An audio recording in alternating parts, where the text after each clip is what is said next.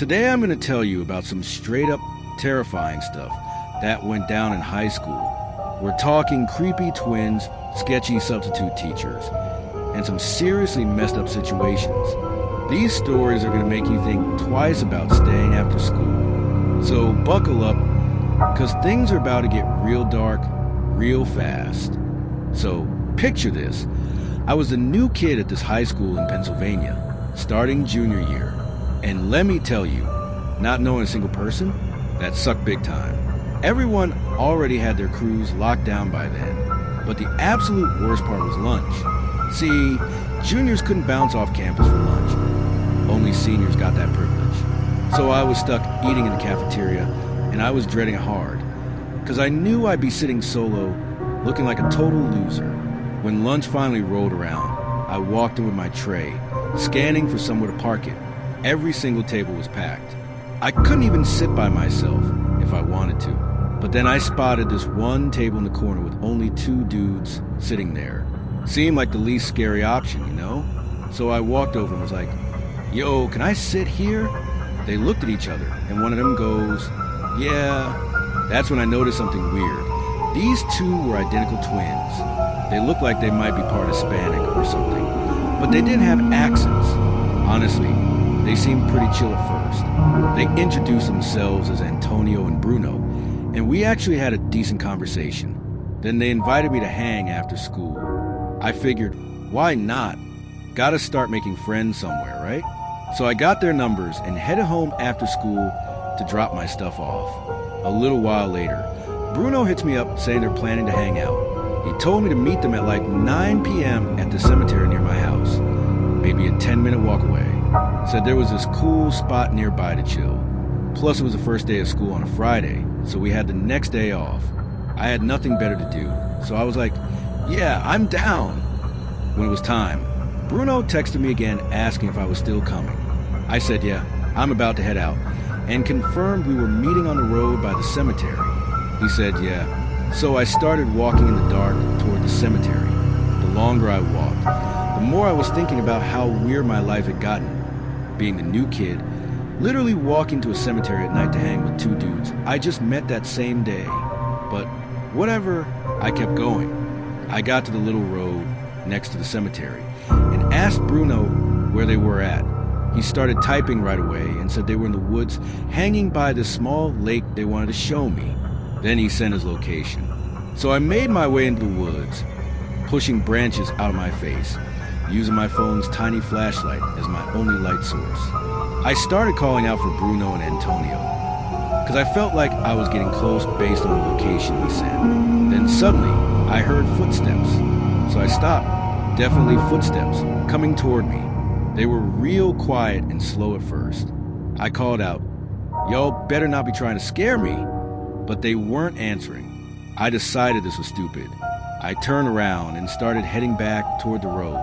But those footsteps, they went from quiet and slow to fast as hell. Before I could even react, someone had their nails dug into my neck, straight up choking me out. I heard a familiar voice screaming, "Grab him, grab him."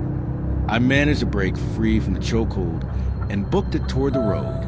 I know they followed me to the tree line by the road, but I was faster than them, and I can run for miles. Bro, that's exactly what I did. Ran straight home and told my parents everything.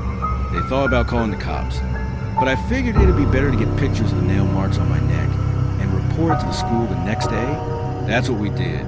With the text I got from Bruno, I was able to get those two students expelled. My parents made me block both their numbers.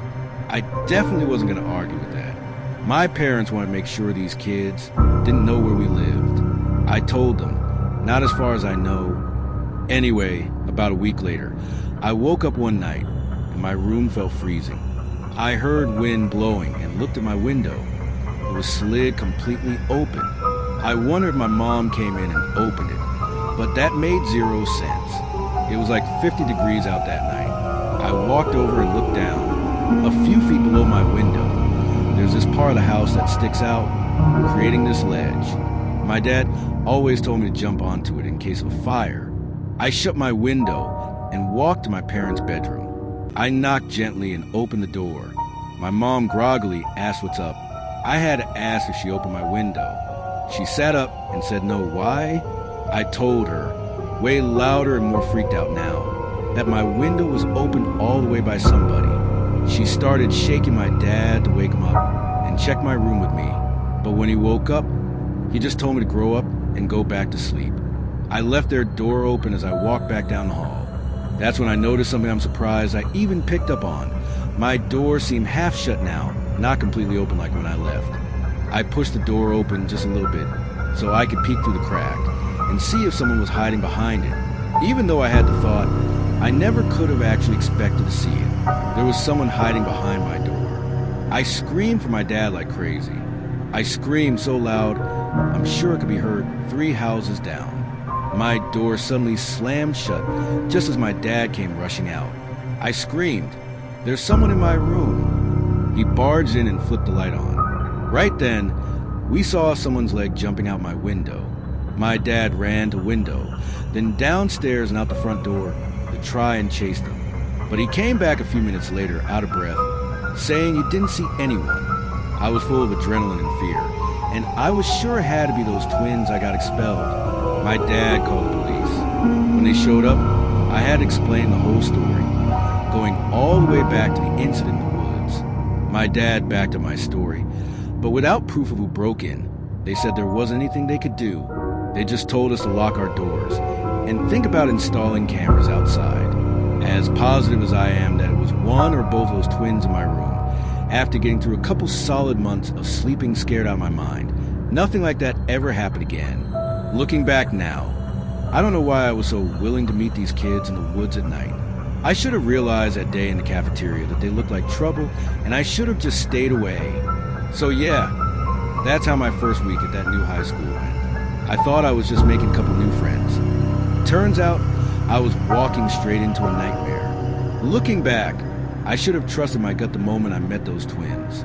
Sometimes the biggest dangers aren't ghosts or monsters. They're the people who smile at you in the cafeteria. Stay tuned, because next time, things get even darker